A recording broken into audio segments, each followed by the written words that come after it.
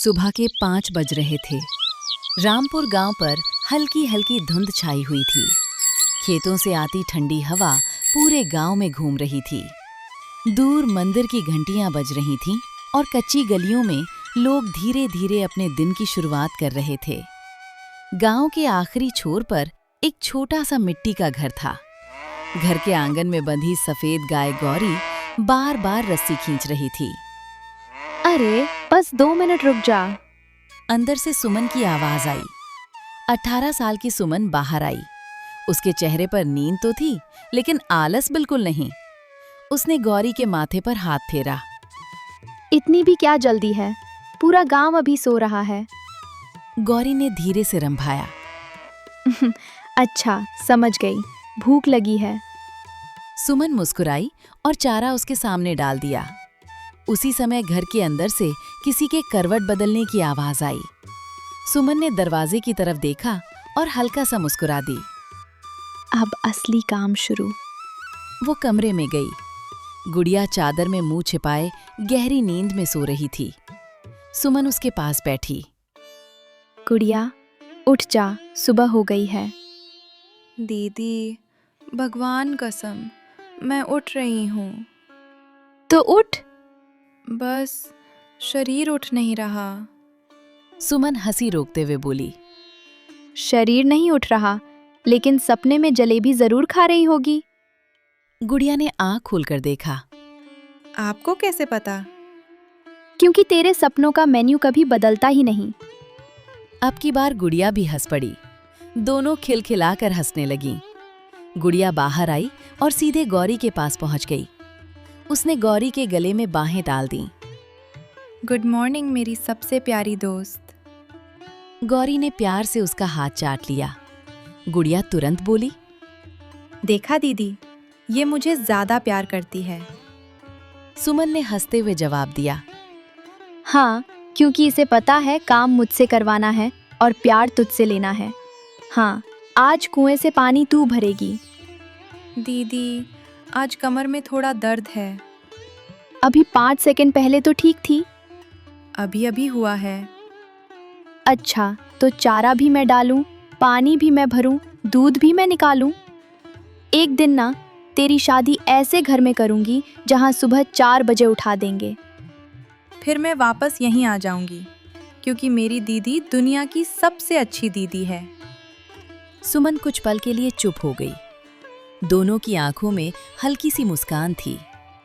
कुछ देर बाद सुमन गौरी का दूध निकाल रही थी। स्टील की बाल्टी में दूध गिरने की आवाज पूरे आंगन में गूंज रही थी। गुड़िया पास बैठकर खाली डिब्बे साफ कर रही थी। अचानक उसने रसोई की तरफ देखा। दीदी, मैं आटा निकाल लूं? हाँ। गुड़िया अंदर गई। कुछ सेकंड बाद उसकी आवाज आई। दीदी। इस बार उसकी आवाज में हंसी नहीं थी। सुमन तुरंत अंदर पहुंची। गुड़िया चुपचाप आटे का डिब्बा हाथ में लिए खड़ी थी। डिब्बे में बस 2 मुट्ठी आटा बचा था। तेल की बोतल लगभग खाली थी। दाल का डिब्बा सूना पड़ा था। गुड़िया ने धीमे से पूछा, आज के बाद? वो दीवार पर टंगी छोटी सी थैली लेकर आई। उसमें से पैसे निकाले, कुछ सिक्के और 10-10 के 2 पुराने नोट। बस इतने? इतने में बाहर से गौरी जोर से रंभाई। गुड़िया हंसते हुए बोली। देखो, इसे भूख से ज्यादा हमारी बातें सुनने की आदत है। सुमन भी हंस दी। चल, पहले इसे चारा खिलाते हैं, फिर बस स्टैंड निकलते हैं। दोनों बहनों ने दूध स्टील के डिब्बों में भरा। गुड़िया ने एक डिब्बा उठाया, सुमन ने दूसरा। गौरी की रस्सी हाथ में ली और तीनों कच्ची गली से होते हुए रामपुर के बस स्टैंड की तरफ चल पड़े। सुबह के करीब 7 बज चुके थे। रामपुर का बस स्टैंड अब पूरी तरह जाग चुका था। एक तरफ चाय की केतली लगातार सीटी मार रही थी, दूसरी तरफ पकौड़ों की खुशबू हवा में फैल रही थी। बसों के हॉर्न, कंडक्टर की आवाज और यात्रियों की भागदौड़ से पूरा माहौल जिंदा लग रहा था। शहर, शहर, चलो शहर। एक बस के कंडक्टर ने जोर से आवाज लगाई। गुड़िया ने चारों तरफ देखकर धीरे से कहा, दीदी, मुझे ना यहाँ आकर अच्छा लगता है। रोज कोई नया चेहरा देखने को मिलता है। सुमन मुस्कुराई। और मुझे रोज यही लगता है कि आज सारा दूध बिक जाए। दोनों हंस पड़ी। उसी समय चाय की दुकान से शंभू काका ने हाथ हिलाया। अरे सुमन बिटिया, इधर आओ। दोनों उनके पास पहुंची। काका, आज कितना दूध दूं? आज 2 लीटर देना, सुबह बहुत भीड़ है। सुमन ने डिब्बा खोला और दूध नापने लगी। शंभू काका ने पहला घूंट चखा और हमेशा की तरह मुस्कुरा दिए। वाह, तुम्हारा दूध आज भी बिल्कुल शुद्ध है। पास ही खड़ा एक आदमी ये सब सुन रहा था। उसका नाम था रघुवीर। वो बस स्टैंड पर कई सालों से दूध बेचता था, लेकिन उसका दूध पानी मिलाकर बेचा जाता था। उसने तिरछी नजर से सुमन की तरफ देखा और मन ही मन बड़बड़ाया। इसी लड़की की वजह से मेरे ग्राहक कम हो रहे हैं। कुछ देर बाद एक बुजुर्ग महिला आई। बिटिया, आधा लीटर दूध मिलेगा? जी अम्मा। सुमन ने दूध भरकर दिया। महिला ने पैसे दिए और मुस्कुराकर बोली, पिछली बार जो दूध लिया था उससे दही बहुत बढ़िया जमा था। अब से मैं तुमसे ही लूंगी। रघुवीर का चेहरा उतर गया। उसने जोर से आवाज लगाई, अरे अम्मा, मेरे यहाँ सस्ता मिलेगा। महिला ने बिना उसकी तरफ देखे जवाब दिया, सस्ता नहीं बेटा, अच्छा चाहिए। रघुवीर को ये बात चुभ गई। वो सीधे सुमन के पास आया। बहुत धंधा चलने लगा है तुम्हारा। सुमन ने शांति से कहा, भगवान की दया है। कितने दिन चलेगा, देखते हैं। गुड़िया तुरंत बोल पड़ी, क्यों? दूध बेचने का ठेका आपने ले रखा है क्या? सुमन ने धीरे से उसका हाथ दबाया, लेकिन अब देर हो चुकी थी। रघुवीर ने गुस्से से कहा, छोटी है इसलिए छोड़ रहा हूं, वरना जवाब देना आता है मुझे। गुड़िया भी पीछे हटने वालों में से नहीं थी। हम भी गलत बात सहने वालों में से नहीं हैं। रघुवीर हंसते हुए चला गया, लेकिन जाते जाते एक बात कह गया, याद रखना, इस बस स्टैंड पर वही टिकता है जिसकी पहुंच होती है। उसकी बात सुनकर गुड़िया का चेहरा उतर गया। दीदी, ये आदमी अच्छा नहीं है, डर नहीं लग रहा? सुमन ने कहा, डर उससे लगता है जो गलत काम करता है। हम मेहनत करते हैं। इसी बीच शंभू काका धीरे से उनके पास आए। बिटिया, उससे बचकर रहना, उसकी आदत ठीक नहीं है। पहले भी 2 लोगों का धंधा बंद करवा चुका है। गुड़िया ने घबराकर सुमन की तरफ देखा। सुमन ने बस इतना कहा, हम किसी का बुरा नहीं करेंगे। दोपहर होने तक लगभग पूरा दूध बिक चुका था। गुड़िया खुशी से पैसे गिन रही थी। दीदी, आज तो आटा, चावल, तेल सब आ जाएगा। हाँ, और थोड़ा सा गुड़ भी ले लेंगे। सर्दी आने वाली है, सोचा गरम गुड़ वाला दूध भी बेचेंगे। अरे वाह, और मैं ऊपर से थोड़ा अदरक भी डाल दूंगी। शंभू काका ने उनकी बात सुन ली। अरे ये तो बढ़िया रहेगा, सुबह सुबह लोग जरूर पिएंगे। लेकिन कुछ ही दूरी पर खड़ा रघुवीर उन्हें ध्यान से देख रहा था। उसने अपने आदमी से धीरे से बोला। उसके आदमी ने पूछा, फिर क्या करें? रघुवीर की आंखों में चालाकी उतर आई। सीधे इनसे नहीं, इनकी ताकत पर वार करेंगे। मतलब?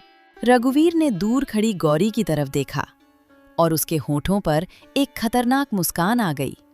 उसकी नजर अब दूध पर नहीं, गौरी पर थी। शाम ढल चुकी थी। सुमन, गुड़िया और गौरी रोज की तरह घर लौट आईं। दोनों खुश थीं। कई दिनों बाद इतना दूध बिका था कि घर का राशन भी आ गया था और कुछ पैसे भी बच गए थे। गुड़िया ने आटा रखते हुए मुस्कुराकर कहा, दीदी, अब लगता है हमारे अच्छे दिन शुरू हो रहे हैं। सुमन ने हंसते हुए जवाब दिया, अच्छे दिन नहीं, मेहनत का फल मिलना शुरू हुआ है। रात धीरे धीरे बीत गई, लेकिन उसी रात रघुवीर चुपके से अपने एक आदमी के साथ उनके घर के पीछे पहुंचा। उसने जेब से एक थैली निकाली। उसमें हरी घास थी, लेकिन उस घास पर एक जहरीली दवा छिड़की हुई थी। उसने वो घास गौरी के सामने फेंकी और अंधेरे में गायब हो गया। सुबह जब सुमन और गुड़िया उठीं तो उन्होंने देखा कि गौरी जमीन पर चुपचाप बैठी थी। वो न चारा खा रही थी, न उठ पा रही थी। दीदी, देखो ना, गौरी को क्या हो गया? ये उठ ही नहीं रही। सुमन दौड़कर उसके पास बैठ गई। उसने गौरी के माथे पर हाथ रखा और प्यार से कहा, गौरी, हिम्मत मत हार, तू ठीक हो जाएगी। तू ही तो हमारे घर की जान है। दोनों उसे गांव के पशु चिकित्सक के पास ले गईं। डॉक्टर ने जांच करने के बाद कहा, घबराने की बात नहीं है। किसी जहरीली चीज की वजह से इसकी तबीयत बिगड़ गई है। इलाज शुरू कर देते हैं, लेकिन कुछ दिनों तक ये दूध नहीं दे पाएगी। इसकी दवा और अच्छे से देखभाल करना। घर लौटते समय दोनों बिल्कुल चुप थीं। रास्ते में गुड़िया ने धीमी आवाज में कहा, दीदी, अब घर कैसे चलेगा? हमारे पास तो कमाने का कोई दूसरा सहारा भी नहीं है। सुमन ने उसकी तरफ देखा और मुस्कुराने की कोशिश की। जब तक हमारे हाथ सलामत हैं, हम भूखे नहीं रहेंगे। कल से खेतों में काम करेंगे। गौरी भी ठीक होगी और हमारा वक्त भी। अगले ही दिन से दोनों बहनें गांव के खेतों में मजदूरी करने लगीं। सुबह खेत, शाम को घर और रात में गौरी की सेवा। दिन भर की थकान के बाद भी गुड़िया सबसे पहले गौरी के पास जाकर बैठती। एक शाम उसने गौरी का सिर सहलाते हुए कहा, तुझे पता है, तू सिर्फ हमारी गाय नहीं है। तू चली गई ना तो ये घर बिल्कुल सूना हो जाएगा। इसलिए जल्दी ठीक हो जा। मुझे तेरे साथ फिर बस स्टैंड जाना है। सुमन सब सुन रही थी। उसकी आंखें भर आईं, लेकिन उसने आंसू छिपा लिए। करीब 2 हफ्ते बाद सुबह सुबह गौरी अपने आप खड़ी हो गई। गुड़िया पानी लेकर आ रही थी। जैसे ही उसने गौरी को खड़ा देखा, उसकी खुशी का ठिकाना नहीं रहा।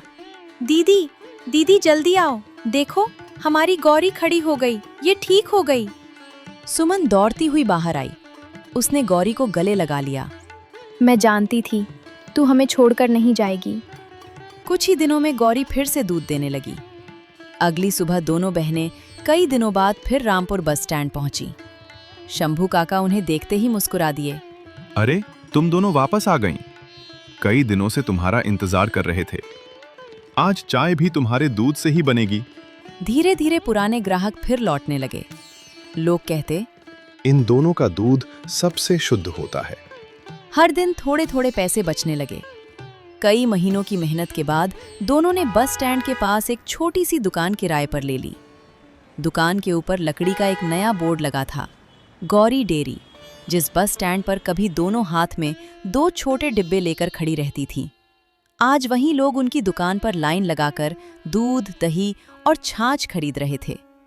शाम को दुकान बंद करते समय गुड़िया मुस्कुराते हुए बोली, दीदी, याद है, एक समय हम सोचते थे कि कल का आटा कहाँ से आएगा। आज देखो, हमारी अपनी दुकान है। हाँ, लेकिन एक बात कभी नहीं बदलनी चाहिए। चाहे हम कितने भी आगे बढ़ जाएं, मेहनत और ईमानदारी हमेशा सबसे बड़ी पूंजी रहेगी। मुश्किलें बहुत आईं, लेकिन 2 बहनों ने हार नहीं मानी। उनकी किस्मत किसी चमत्कार से नहीं बदली, बल्कि उनकी मेहनत, हिम्मत और एक दूसरे के साथ